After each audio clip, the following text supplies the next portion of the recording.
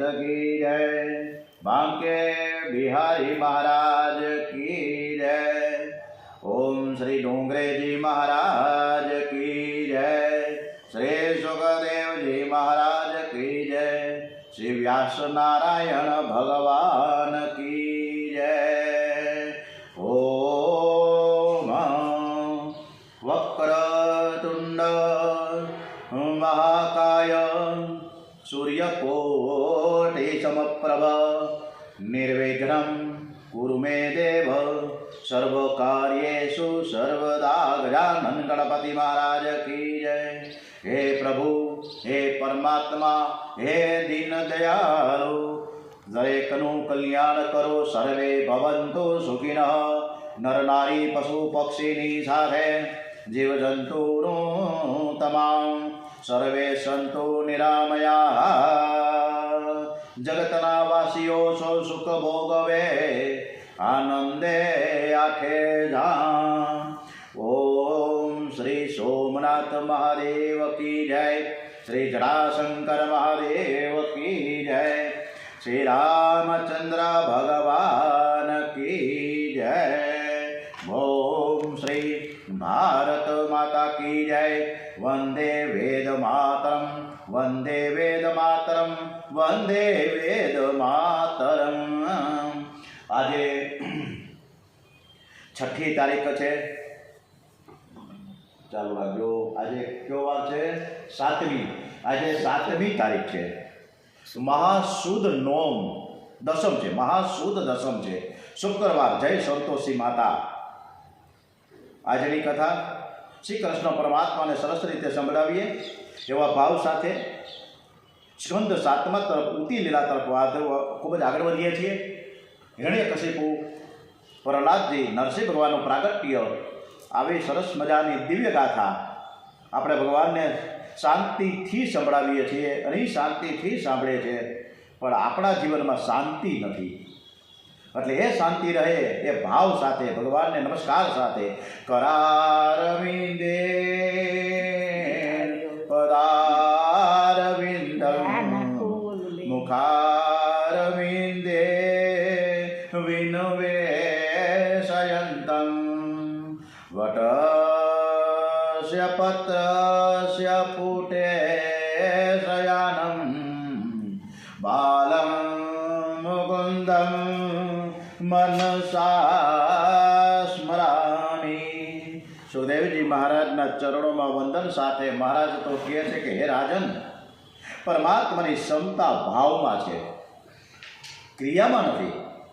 कदाच 4 कलाक आपणे पूजा पाठ करिए एनो कोई मतलब नहीं, परंतु भाव में छे। सूर्यनारायण बधाने जो सरखो प्रकाश आपे छे। सूर्यनारायण ने जे पूजे अने कदाच न पण पूजे एने पण प्रकाश आपे छे। ओम सूर्यदेव सहस्रांशो तेजो राशे जगतपते अनुकंपयामा भक्त्याम गुणाधार्य दिवाकर। ओम सूर्याय नमो नमः, ओम भास्कराय नमो नमः, ओम आदित्याय नमो नमः। डोंगरेजी महाराज तो दररोज सूर्य अर्घ्य आपવાનું કહે છે અને સૂર્ય નમસ્કાર આપણે 12 વખત કરવા જોઈએ। આસ્તિક નાસ્તિક સજ્જન દુર્જન સૌને એક જ સરખો પ્રકાશ સૂર્યનારાયણ આપે છે। सूर्यनारायणના પ્રકાશમાં કોઈ પુણ્ય કરે છે, કોઈ પાપ કરે છે, પણ સૂર્યનારાયણ તો સૌને સરખો જ પ્રકાશ આપે છે। ભગવાનની ક્ષમતા સૂર્યનારાયણ જેવી છે। ક્રિયામાં વિષમતા ક્રિયામાં વિષમતા કદાચ થાય, પણ ભાવમાં વિષમતા ન થવા દેજો। ભાવમાં ક્ષમતા રાખવી જોઈએ, પણ ક્રિયામાં વિષમતા રહેવાની જ છે। રાજસૂય યજ્ઞમાં एक बार तमारा दादा धर्मराजा था युधिष्ठिर, परीक्षित राजाना दादा था युधिष्ठिर, अने एमणे राजसूय यज्ञ कर्यो हतो। आ राजसूय यज्ञमां हजारों ऋषिओ साधु महात्माओ पधार्या हता, नारदजी पण आव्या हता। हवे एमां एक प्रश्न आव्यो के सौथी पहेली पूजा कोनी करवी। आ प्रश्न थयो, बधाए निर्णय आप्यो के पहेली पूजा द्वारिकानाथनी ज थवी जोईए। धर्मराजाए द्वारिकानाथनी पूजा करी, बधा राजी थई गया, पण शिशुपाले न गम्युं। ए उठीने आमांय पण आपणे अनेक हाईकरा सरस मजाना प्रसंगो घरे करता होय ने, एकदम दिव्य। વિનોદભાઈ, તમારું માઇક્રોફોન બંધ કરજો. સરસ મજાનો પ્રસંગ કરતા હોય એમાં કોકને કોક તો ઉલાળ્યા કરે, સમજાય? કોકને ગમે જ નહીં, એટલે આવું થાય. એટલે આવો શિશુપાલ ભર સભામાં શ્રી કૃષ્ણને ગાળો આપે છે, નિંદા કરવા લાગ્યો. આ સંસાર પણ એવો છે કે તેમાં ભગવાન પધારે તો પણ કેટલાક જીવો ભગવાનની પણ નિંદા કરે છે. માટે કોઈએ ઈચ્છા ન રાખવી કે બધા જ મારા માટે સારું જ બોલે, બધા જ મારા વખાણ જ કરે, બધા જ મારું સારું સારું જ ઈચ્છે.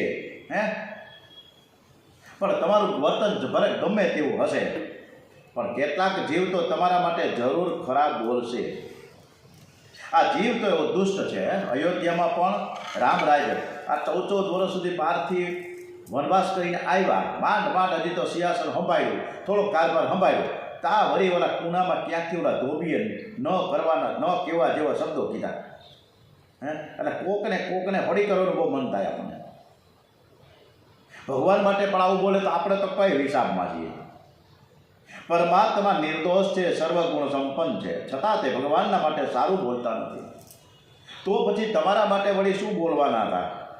આપણા માટે કેટલાક ખરાબ લોકો જે છે સારું છે, કેટલાક ખરાબ લોકો એ સારું છે કે આપણો ફોલ્ટો શોધીને આપે અને એમાં જ આપણું કલ્યાણ છે. જે સહન કરે છે તે બહુ સુખી થાય, તમારા માટે જે ખરાબ બોલે તે દુઃખી થાય. નિંદા સહન કરે તે મહાન પુણ્ય છે, નિંદા કરે તે મહાન પાપ છે. ધર્મરાજાએ નારદજીની પોતાની શંકાનું સમાધાન કરવા માટે પ્રશ્ન કર્યો છે કે શિશુપાલે શ્રી કૃષ્ણ ભગવાનને ગાળો આપી, છતાં એને સદગતિ કેમ મળી? ન મળવી ને? નારદજી કે મારા ભગવાન અતિ ઉદાર છે, મારા શ્રી કૃષ્ણ અતિશય પ્રેમાળ છે. કોઈ પણ ભાવથી જીવ છે ને પ્રભુની સાથે તન્મયતામાં આવે, તન્મય બને તો પ્રભુ તેને પોતાના સ્વરૂપનું દાન કરે. કોઈ પણ ભાવથી, પરંતુ એક પરમાત્મામાં જ મન એકાકાર થવું જોઈએ. કોઈ પણ ભાવથી એટલે કે ભક્તિથી કે દ્વેષથી આપણે ભગવાન સાથે જોડાઈ જઈએ. ભક્તિથી ઈશ્વરમાં મન જોડીને ઘણા મનુષ્યો પરમાત્માની ગતિને પામ્યા. એમ કામથી, દ્વેષથી તથા ભયથી પણ ભગવાનમાં મન જોડી અનેક મનુષ્યો સદગતિ પામ્યા. જેમ કે ગોપીઓએ ભગવાનને મળવાની તીવ્ર કામનાથી, કંસે છે ને ભયથી એકદમ બીતો તો આ કંસે ભયથી, શિશુપાલ વગેરે રાજાઓએ દ્વેષથી, યાદવોએ પરિવારના સંબંધથી, ધર્મરાજા યુધિષ્ઠિરે સ્નેહથી, પ્રેમથી અને નારદે ભક્તિથી પોતાના મનને ભગવાનમાં લગાવ્યું અને ભક્તિવાન બન્યા છે. શિશુપાલ પણ વેરથી શ્રી કૃષ્ણનું સ્મરણ અને ચિંતન કરતો હતો. થોડો કદાચ બહુ સરસ મજાના ડોંગરેજી મહારાજે એક વસ્તુ જે મૂકી છે અદભુત છે કે પારસમણી છે, એને પારસમણી રાખ્યું હોય ને હથોડું ઉપરથી હેઠ ફેંક્યો હોય તો એને તોડીને ફોડી નાખે.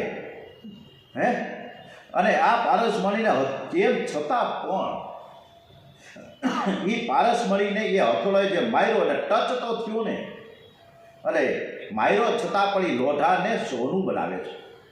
પણ પારસમણી લોઢાને પારસમણી નહીં બનાવી શકે, પરંતુ મનથી શ્રી કૃષ્ણને જે સ્પર્શ કરે છે એને શ્રી કૃષ્ણ બનાવે છે. રાધા કૃષ્ણની જે લીલા છે નિધિવન વૃંદાવનમાં, અને ત્યારે દરેક ગોપીઓની સાથે કૃષ્ણ હતા. પછી ધીમે ધીમે કૃષ્ણ એ ગોપી બની ગયા, એટલે કૃષ્ણ સાથે નાચે છે. બ્રહ્માજીએ જોયું હતું. એટલે એમ સીતા પણ રામનું સ્મરણ કરતા કરતા રામ બને, એમ રામ પણ સીતાનું સ્મરણ કરતા કરતા સીતા બની જાય. ઈયર પણ ભમરીનું સ્મરણ ચિંતન કરતા કરતા ઈયર છે ને એ ભમરી બની જાય. આવું છે. નારદજીએ જય વિજયના 3 જન્મોની કથા સંક્ષેપમાં કરી. જય ને વિજય પહેલા જન્મમાં હિરણાક્ષ અને હિરણ્યકશિપુ, બીજા જન્મમાં રાવણ અને કુંભકર્ણ, અને ત્રીજા જન્મમાં શિશુપાલ અને દંતવક્ત્ર રૂપે જન્મા છે. ધર્મરાજા નારદજીને પૂછે છે કે આ પ્રહલાદજીને કથા મને સરસ રીતે વિસ્તારપૂર્વક સંભળાવો. પિતા પુત્રને મારવા કેમ ગયો? કોઈ દી બાપ ઉઠીને દીકરાને થોડા મારવા જાય. પ્રહલાદજી તો મહાન ભગવત ભક્ત હતા, છતાં હિરણ્યકશિપુ કોઈને આ પ્રહલાદજીને કે દીકરાને મારવાની ઈચ્છા કેમ થઈ? કેવા સરસ મજાના પ્રશ્નો આવે કથા સાંભળતા સાંભળતા. હે પરીક્ષિત રાજાને આપણને પણ આવે ને અને એ સરસ મજાની કથા હવે જોજો, મજા આવશે. કયા સુધી હે નારદજી કહે છે કે વરા નારાયણે હિરણાક્ષનો વધ કર્યો. એટલે દીતી એટલે કે એની માને ખબર છે દુઃખ થયું. હિરણ્યકશિપુ માતાને શાંત થવાનું કહે. એ સમયે અને સંજોગોને પારખી લે છે. કોણ? હિરણ્યકશિપુ. એ મનમાં વિચાર કરે કે આજે હું વિષ્ણુ સાથે નહીં લડું, હજી મારો સમય નથી થયો. પહેલાં હું બ્રહ્માજીનું તપ કરવા જાઉં. મને અજર અને અમર થવાનું એ વરદાન આપે ને ત્યારે હું વિષ્ણુ સાથે યુદ્ધ કરીશ. મને કોઈ મારી નહીં શકે. અને પછી હું તો અમર બની જાઉં ને, પણ હમણાં મારે કાંઈ બોલવું નથી. એની માને સમજાવ્યા કે તમે હમણાં શાંત રહ્યો, તમારો ગુસ્સો બરોબર તમારી સાથે છે, બરોબર છે, પણ અત્યારે શાંત થવાની જરૂર છે, મને થોડો સમય આપો. હિરણ્યકશિપુ મંદરાચલ પર્વત ઉપર તપ કરવા જાય છે. હિરણ્યકશિપુની પત્નીનું નામ છે કયાધુ. હિરણ્યકશિપુ પત્નીને મળવા જાય છે ત્યારે પત્ની એમ પૂછે કે તમે તપશ્ચર્યા કરવા જાઓ છો, પણ ઘેર ક્યારે પાછા આવશો? એ તો કહેતા જાઓ આમને નીકળી જાઓ શું હાલે? ત્યારે હિરણ્યકશિપુ કે હું ઘેર પાછો ફરીશ, પણ ક્યારે ફરીશ નક્કી નથી. યશોદા મૈયાને પણ કૃષ્ણ ભગવાન એવું કીધું કે હું આવીશ ગોકુળમાં, પણ ક્યારે આવીશ એ કીધું નહીં. 10,000 વર્ષ હું તપ કરીશ, કદાચ એનાથી વધુ પણ થાય, કાંઈ નક્કી ન કહેવાય. પછી અનેક સિદ્ધિઓ હાંસલ કરીશ અને પછી હું ઘરે આવીશ, એમને એમ નહીં આવું. હિરણ્યકશિપુ બ્રહ્માજીના મંત્રનો જપ કરવા લાગ્યા છે. અન્નનો ત્યાગ કર્યો છે. સ્થિર આસને મનને એકાગ્ર કરીને તે બેઠો છે. આથી દેવો ગભરાઈ ગયા. એમણે બૃહસ્પતિને પ્રાર્થના કરી, કોઈ પણ રીતે હિરણ્યકશિપુની તપશ્ચર્યામાં તમે વિઘ્ન નાખો, એના તપનો તમે ભંગ કરો. બૃહસ્પતિ પોપટ રૂપે મંદરાચલ પર્વત ઉપર આવ્યા છે. હિરણ્યકશિપુ જે જગ્યાએ એટલે મંદરાચલ પર્વત જગ્યાએ જે તપ કરવા બેઠા હતા ત્યાં નજીકના ઝાડ ઉપર બેસીને એ પોપટ રાજા બેસી ગયા અને નારાયણ નારાયણ નારાયણ નારાયણ નારાયણ કરવા લાગ્યા. હિરણ્યકશિપુ મંત્રનો જપ કરે, પોપટ નારાયણ નારાયણ કરે. હવે હિરણ્યકશિપુને થયું કે જે વિષ્ણુને મારવા માટે હું તપશ્ચર્યા કરું છું, તપ કરું છું, એનો આ પોપટ વારંવાર નામ લઈને ઉચ્ચાર કરે છે, આ બરાબર નથી. મને એમાં વિક્ષેપ પડે, કારણ કે મારું ધ્યાન નારાયણમાં વયું જાય છે. ખરા સમય આ પોપટ આવ્યો ક્યાંથી? આ મરતોય નથી. આજે તપશ્ચર્યામાં બેસવા માટે મને એમ નથી લાગતું કે આજે શુભ દિવસ છે, આજે મુહૂર્ત બરોબર નથી, હું ઘરે પાછો જાઉં, હવે મારે આવતીકાલે આવી ચાલો ને એમ કરીને હાઈજેકના પાછો આવ્યો ઘરે. એને ઘરવાળી કયા હતું આશ્ચર્ય હતું કે ભાઈ કેમ પાછા આવ્યા? પણ બહુ જાજુ તો પૂછાય નહીં, કારણ કે આ મોટા ભાગે આમ દરેક પતિનો સ્વભાવ છે ને ક્રોધ જ હોય, ગુસ્સો બહુ હોય. એમ કયા તુને ખબર હતી કે મારો ઘરવાળો છે ને એ બહુ જ ક્રોધી છે, એટલે શાંતિથી ગમે ત્યારે અનુકૂળતા એને બધું પછી પૂછી લઈશ, અત્યારે મૌન રહી. પણ મારી એની પાસે આ ખાનગી વાત તો જાણવી જ છે કે પાછા કેમ આવ્યા. એટલે આ વાત જો સરસ રીતે આપણે શીખવી હોય ને તો કયા તું પાસે શીખવી જોઈએ. એટલે એને નોકરોને બધાને આજ્ઞા કરતી હતી કે જાઓ રસોઈ હું બનાવીશ. મારા પતિદેવ છે ને એ જે મંદરાચલ પર્વતથી પાછા આવે થાક્યા છે, સરસ મજાની ભૂખ લાગી ગઈ હોય તો સરસ મજાનું ભોજન પણ મારે બનાવી દઉં, તમે બધા જતા રહ્યો. હવે કોઈ પણ વ્યક્તિને પ્રસન્ન કર્યું હોય તો એને શું કરવું જોઈએ? વખાણ કરવા જોઈએ. અને વખાણ એવા બધા કરો ને ગમે એવો માણસ બઠ્ઠો થઈ જાય, ગમે એવા પલળી જાય. વખાણ બધાને ગમે છે, પ્રશંસા બધાને ગમે, નિંદા કોઈને ગમે. કોઈને સાચું વસ્તુ કીધી હોય મોઢા મોઢ કહે ને આપણે કોઈને, તોય કોઈને ગમતું નથી, બોલ કરવાનું. એટલે આ ભોજે કાલિદાસને પર પૂછ્યું હતું કે આ દુનિયામાં ખાંડ કરતાં વધારે ગયડું હું. હવે તો કોણ જાણે કેવી સરસ મજાની બધી ખાંડ આવે છે, મોટા મોટા દાણા વળી. એટલે કાલિદાસે પણ તરત જવાબ આપી દીધો ભોજને કે વખાણ કર્યા કરો ને બધાને, એ વખાણ છે ને ખાંડ કરતાં પણ વધારે ગળી કહેવાય. કયા જોઈએ પતિની માટે જાતે રસોઈ બનાવી ગયો અને પાસે બેસાડ આસનીઓ નાખી અને પાછા પંખોય નાખતા જાય ને અને જમાડતા જાય. જમાડતા પૂછે કે હે નાથ, તમે તો બહુ બળવાન છો, ઇન્દ્રાદી દેવો તમારાથી તો થર કાંપે, તમે તો જીતેન્દ્રિય, પાછા જ્ઞાની. હવે તમારા જેવો કોઈ વીર તો છે જ નહીં, અને હવે પછી કોઈ થાય નહીં, એટલો બધા તો તમે બળવાન છો. એ તો હું ભાગ્યશાળી કે તમારા જેવા વર મને મળ્યા, તમારા જેવો મને પતિ મળ્યો, હું ભાગ્યશાળી છું.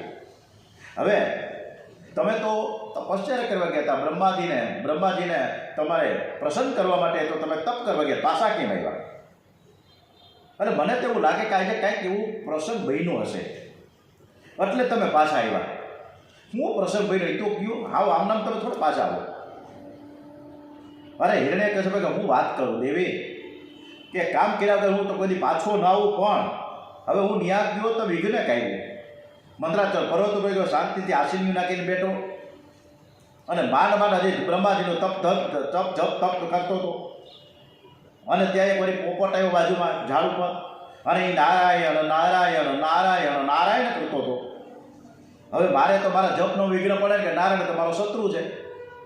હવે એ મનમાં હું મનમાં કંઈક નામ લઉં, જપ તપ કરું બ્રહ્માજીના, તો ઓલો ભાઈ નારાયણ કરે, મારે કરવું હું.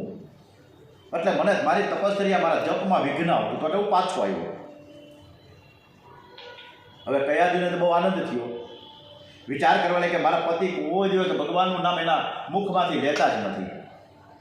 આજે તો અનાયસે લેવાઈ ગયું છે. હાલને હું વધારે નારાયણનું નામ લેવડાવી લઉં, આમ નહીં માને. જો એને કોઈ ભજન કીર્તન કરો તો કોઈ દી માને, કોઈ દી ન માને. આમ તો એ ભારે અભિમાની છે. એટલે એને કાંઈક આપણે યુક્તિથી વધુમાં વધુ નારાયણ કરીને એવું કાંઈક હું કરું. એટલે ભોજન દરમિયાન એને 3-4 વાર પૂછ્યું, તમે કેમ પાછા? હું તો ભૂલી જાઉં કે કોઈ એવડો ઓપર થોડો નારાયણ કેવું વાત કરો છો. તો કે ના ભાઈ ના, એ નારાયણ કહે છે, તમને ખબર પડે, મેં બરોબર સાંભળ્યું છે. હવે આમ નામ કરતાં ભોજન થઈ ગયું, હાથ ધોવાઈ ગયા, ઢોલિયા પર હોવા ગયા હિરણ્યકશિપુ. હવે ઢોલિયા પાસે ગયા એટલે લક્ષ્મીજી જેમ નારાયણની સેવા કરે ને એમ કયાદીએ પણ હિરણ્યકશિપુના ચરણોને સેવા કરવાના બેઠા. હવે ચરણ સેવા કરતાં પગ દબાવતા પૂછે કે તમે આનું ભૂલી ગયું, કે તમે કાંઈક મને કીધું, તમે જમતા મને કંઈક કીધું, મારું ધ્યાન બરાબર નહોતું, હું તમને પીરસવામાં જ રહીને એટલે કે તમે ઓલા મંત્રાચલ પર્વતમાં જંગલમાં ગયા, બ્રહ્માજીની સેવા કરી જપ તપ કરવા ગયા, તો પાછા કેમ આવ્યા? એમને તો કોઈ આવો જ નહીં, તમે તો બળવાન છો, કોઈનું માનવું તો એવો નથી. એટલે એણે કહ્યું કે મેં ભાઈ મંત્રાચલમાં ગયો, વાત બધી સાચી, એકાંત જગ્યાએ પણ બેઠો, હજી તો માંડ બ્રહ્માજીના જપની શરૂઆત કરીને ત્યાં ઓલો પોપટ આવ્યો એકલો. એ પોપટ એક ઝાડવા પર બેઠો હતો, મને પાછો દેખાતો નહોતો, એવો હંતાઈને નારાયણ કરતો હતો. હવે મને એક તો વિક્ષેપ પડે, મારે કરવું હું? એટલે કયા છે કે પોપટ ઝાડ ઉપર બેઠો હતો, તો કે આ ઝાડ ઉપર જ બેઠો હતો, તમને દેખાડો નહીં કે ના રે ના. પણ પોપટ ઝાડ ઉપર બેઠા હું બોલે કે એ થોડું બોલે કંઈ? તો કે અરે ભાઈ બોલતા હતા. તો હું બોલતા હતા? તો કે નારાયણ મેં તો તને કીધું કેટલી વાર કે ભાઈ હું નારાયણ બોલતો હતો. એટલે કયા છે કે ભાઈ પોપટ બોલો હોય એવું કોઈ મેં કંઈ સાંભળ્યું નથી. પોપટ કોઈ દી બોલે જ નહીં. તમે એવું કીધું સાંભળો, એ કાંઈક બીજું ટોકાર કરતો હોય, તમને ખબર ના પડે કે ના ભાઈ ના, તારે ખબર નથી, પોપટ જ બોલતો હતો. હું બોલતો હતો લ્યો કયો? તો કે નારાયણ જ બોલતો હતો. ભાઈ મને બરોબર ખબર છે. હવે આમ નામ હિરણ્યકશિપુ, કારણ કે પત્નીની પાસે ઘણીવાર પતિદેવો કામવશ થઈને બેસી જાય ને એટલે બધું કઢાવી દે એના મોઢામાંથી. એને અંતરમાં હું નહીં બધું આવડે. પત્નીઓ બહુ જ હોશિયાર હોય, અને ખરેખર આવી હોશિયાર હોય જ જોઈએ. નકર આ ક્યાંક ગયા હોય ઘણા પતિદેવ આડાનવાળા ધંધા કરવા માટે, તો કાંઈક રોકે તો ખરા. એટલે હિરણ્યકશિપુ કામવશ થયેલો એટલે કયાધું જેમ પૂછે એમ જવાબ આપ્યા કરે. હિરણ્યકશિપુને કયાધું આ પ્રકારે વાર્તાલાપમાં વારંવાર શ્રીમન નારાયણ નારાયણ નારાયણ, શ્રીમન નારાયણ નારાયણ નારાયણ, વારંવાર શ્રીમન નારાયણ અરે આમ નામ. અને એ સમયે આ જ્યારે બધી વાર્તાલાપો ચાલતી હતી ને ત્યારે કયાધુને ગર્ભધાન હતું. એના ઉદરમાં પ્રહલાદજી હતા, અને એટલે આ બધું ઉદરમાં, જેમ ઉત્તરાના પેટમાં અભિમન્યુ અને એને 7 કોઠાનું જે જ્ઞાન મળતું હતું એ બધું જ એની પાસે નોલેજ હતું. એટલે જ પંડિત શ્રી રામ શર્મા આચાર્યજી ગાયત્રી પરિવાર શાંતિકુંજ હરિદ્વાર દ્વારા અત્યારે આખા ભારત દેશમાં પુંસવન સંસ્કાર થાય છે. પુંસવન સંસ્કાર કે જ્યારે 4થો 5મો મહિનો હોય, ગર્ભમાં રહ્યો હોય, ત્યારે એ મહિલાને, એ સ્ત્રીને, એ બહેનને ગર્ભ સંસ્કાર વિના મૂલ્ય કરવામાં આવે છે, જેને પુંસવન સંસ્કાર કહેવામાં આવે છે. કયા ધૂની ગર્ભાવસ્થામાં હિરણ્યકશિપુ પાછો તપ કરવા ગયો અને કર્યો તો કેવો કર્યો ભાઈ તપ! 36,000 વર્ષો સુધી તપશ્ચર્યા કરી, અન્નજળનો ત્યાગ કર્યો, ઘણા કષ્ટ વેચાય. એમને થોડા પ્રભુ મળે કંઈ બ્રહ્માજી એમને થઈ આવી જાય, હામે મરી જાય કે 2 દિવસમાં ન થાય. 36,000 વર્ષો સુધી તપશ્ચર્યા કરી. હવે તપશ્ચર્યા એટલી બધી ઉગ્ર બની, વાત જ કરો મારે. એના શરીર ઉપર મોટો બધો રાફોડો થઈ ગયો. હવે તપ કરી રહ્યો છે બ્રહ્માજી પ્રસન્ન આવ્યા. બ્રહ્માજી હાથમાં જળ લઈને રાફડા ઉપર સાંટ્યું. રાફડાનું આવરણ દૂર થયું. અગ્નિકુંડમાંથી અગ્નિ જેમ બહાર આવે એમ રાફડામાંથી હિરણ્યકશિપુ બહાર આવ્યો. બ્રહ્માજી પૂછે કે બોલ, તારી ઈચ્છા શું છે? હું તારા પર બહુ જ પ્રસન્ન થયું. તે 36,000 વર્ષો સુધી મારા તે જપ તપ કર્યા, હું તારાથી ખુશ છું. હિરણ્યકશિપુ કહે હવે જો તમે ખુશ જ હો તો મને એક વરદાન આપી દો. કે બોલ, હું વરદાન તા જોઈએ છે કે મને અજર અને અમર બનાવી દો, હું કોઈનાથી મરું જ નહીં, મારું મૃત્યુ જ ન થાય. અને બ્રહ્માજી કે જેનો જન્મ છે ને એનો મૃત્યુ થાય જ, એ વાત રહેવા દે ભાઈ સાહેબ, મરવું તો પડે, આ સિવાય કંઈક બીજું માંગીએ. ત્યારે હિરણ્યકશિપુ કે તો એક કામ કરો બ્રહ્માજી, હે બ્રહ્મદેવતા, હું એટલું જ કહું કે હું દિવસે ન મરું, રાત્રે ના મરું, અંદરે ન મરું ને પાછું બહારે ન મરું. બોલો, આ કેવું યાદ આવે ને પણ હું દિવસે ન મરું. હવે તાણે કોઈને પછી આવું યાદ ન હોય. આપણી પાસે ભગવાન સામે આવીને ભરી જાય, કોઈને પૂછ્યું માય, ત્યાં તો આપણે શું થઈ જાય, એટલા બધા ડિપ્રેશનમાં જઈ, ઓહો ભગવાન અહીંયા મારે માગવું નથી. હવે દિવસે ન મરું, રાત્રે ન મરું, અંદર ન મરું ને બહારે ન મરું, કોઈ અસ્ત્રથી ને શસ્ત્રથી ન મરું. બોલો, કોઈનાથી મરું જ નહીં. પાછા શું કહે છે, કોઈ પણ પશુ પક્ષીથી પણ ના મરું, કોઈ માણસથી પણ ન મળે. આવું વરદાન આપો લ્યો. હવે બ્રહ્માજી વિચાર કર્યો કે આના તો બહુ તપસ્યા કરી છે, વરદાન આપ્યા વગર મારે છૂટકો તો નથી. એટલે વરદાન આપે છે બ્રહ્માજી. એટલે હિરણ્યકશિપુની શક્તિ વધી ગઈ, ઇન્દ્રાદી દેવોને પ્રાભવ ગયો. હવે ભાગવતમાં બધી સમાધિ ભાષા છે.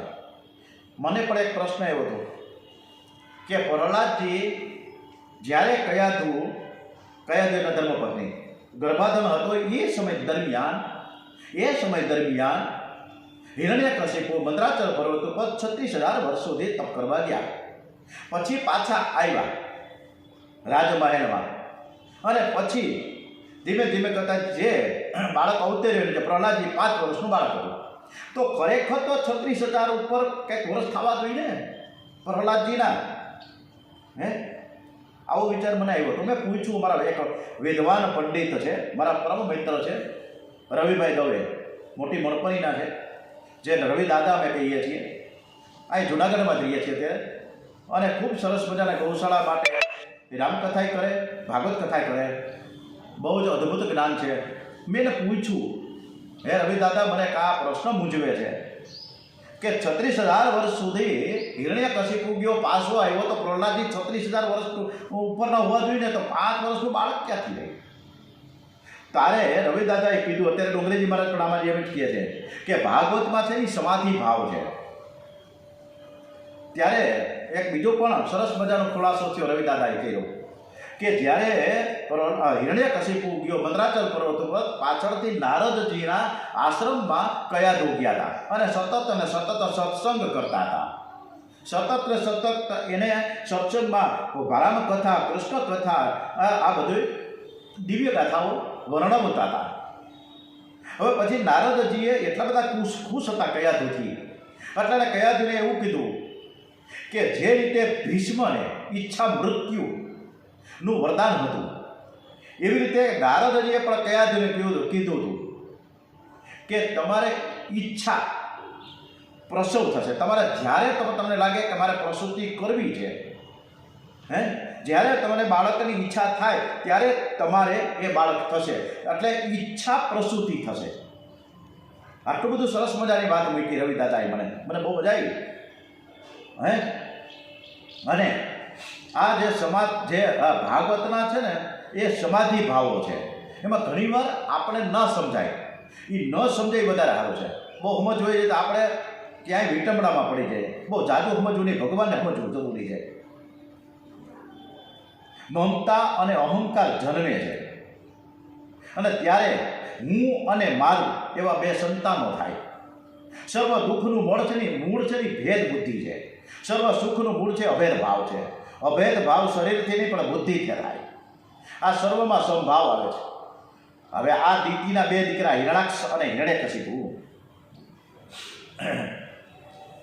એટલે કે મમતા અને અહંકાર. હિરણાક્ષ છે એ મમતાનું સ્વરૂપ છે, જ્યારે હિરણ્યકશિપુ અહંકાર અભિમાનનું સ્વરૂપ છે. મમતાને મારવી કંઈક શૈલી, પણ જ્યારે અહંકારને મારવો ઘણો કઠિન છે. અહંકાર એટલે કે દેહ અભિમાન મરે નહીં, રાત્રે મરે નહીં, માનવીથી મરે નહીં, પશુથી મરે નહીં, અંદરથી ન મરે, બહારથી ન મરે. મરે કેમ? આ દેહ અભિમાનને મધ્યમાં મારવાનું છે. મનુષ્ય અહંકાર અભિમાનને મારે ને તો તે ઈશ્વરથી જરાય દૂર નથી. જરાય દૂર નથી. પણ અભિમાન મરે કેમ? બધાને અભિમાન હોય. નાનો માણસ હોય કે મોટો હોય, કોઈ સંત હોય, મહાત્મા હોય કે કદાચ વડાપ્રધાન નરેન્દ્ર મોદી હોય, નાનો રેકડીવાળાથી માંડીને છેક કરોડપતિ અબજોપતિ, દરેકના મનમાં કાંઈક ને કાંઈક ખૂણે છુપાયેલું અભિમાન હોય જ. અભિમાન અંદરથી બેઠું છે, ડોકિયા કીડા કરે છે. આ મનુષ્યને દુઃખ આપનાર છે ને અહંકાર છે. આ અહંકારને મારવાનો છે એને બીજે ક્યાંય નહીં મળે. એને ઉંબરામાં જ મારી શકાશે. ઉંબરામાં એટલે કે બે વૃત્તિની વચમાં તે અહંકાર મરશે. રાસમાં તમે જુઓ, બે ગોપીની વચ્ચે કૃષ્ણ એ સરસ મજાના દાંડિયા રસ કરતા હોય, આનંદ કરતા હોય. એટલે આપણે અહંતાને મમતાને મારવી જોઈએ. આ તપના કારણે હિરણ્યકશિપુની શક્તિ ખૂબ જ વધી ગઈ. એ આ શક્તિનો ઉપયોગ દેવોને રંજાડવામાં અને ભોગ વિલાસમાં કરવામાં આવે છે. એના રાજ્યમાં દેવો અને ઋષિઓ બહુ દુઃખી થાય છે. એમણે પરમાત્માની સ્તુતિ કરી. પરમાત્મા કહે જ્યારે તે પોતાના પુત્ર પ્રહલાદને મારવા માટે તૈયાર થશે ને, દેવોને કહે છે ભગવાન વિષ્ણુ ભગવાન, કે જ્યારે એ એના દીકરાને ખૂબ જ કષ્ટ આપશે, એને જ્યારે મારવાનો પ્રયત્ન કરશે ને પછી ત્યારે હું અવતાર ધારણ કરીશ અને તેને મારીશ. ત્યાં સુધી તમે શાંત રહ્યો, ધીરજ રાખો. જગતમાં પતિ પત્નીનો પ્રેમ, પિતા પુત્રનો પ્રેમ સ્વાર્થથી ભરેલો છે. બધા જ સ્વાર્થમય જ છે. એમાં આપણે બધા આવી જઈએ. સ્વાર્થ અને કપટ સિવાય આ દુનિયામાં બીજું કંઈ છે જ નહીં. આ શબ્દો છે ડોંગરેજી મહારાજના. એક પણ શબ્દ મારા નથી. જે કાંઈ આ વાંચન થાય છે એ ડોંગરેજી મહારાજથી. હા, થોડો મારી મૌલિકતા પ્રમાણે હું સુધારો વધારો કરું છું. એના માટે ક્ષમ્ય ગણશે ડોંગરેજી મહારાજ મને. પ્રહલાદજીની ગણતરી છે ને દેવોમાં થઈ છે. પ્રહલાદજી છે ને રાક્ષસ કુળમાં જન્મ થયો. એટલે રાક્ષસ કોણ હતો? એનો બાપ હતો હિરણ્યકશિપુ.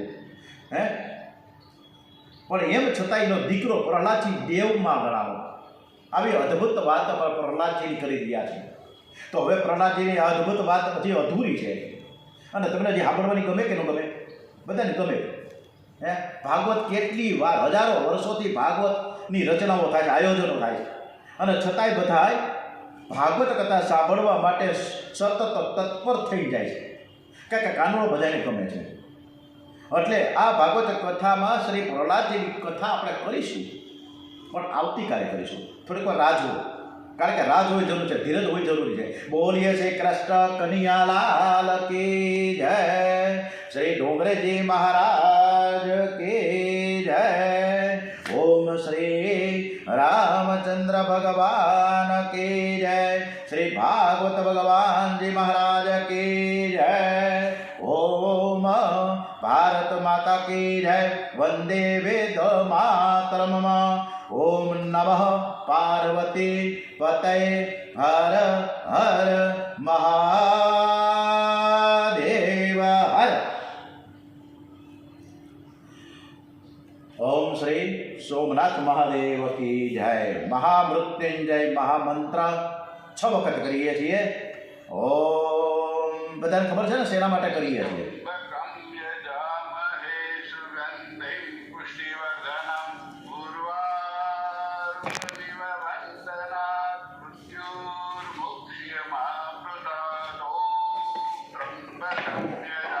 બંધ કરતો ને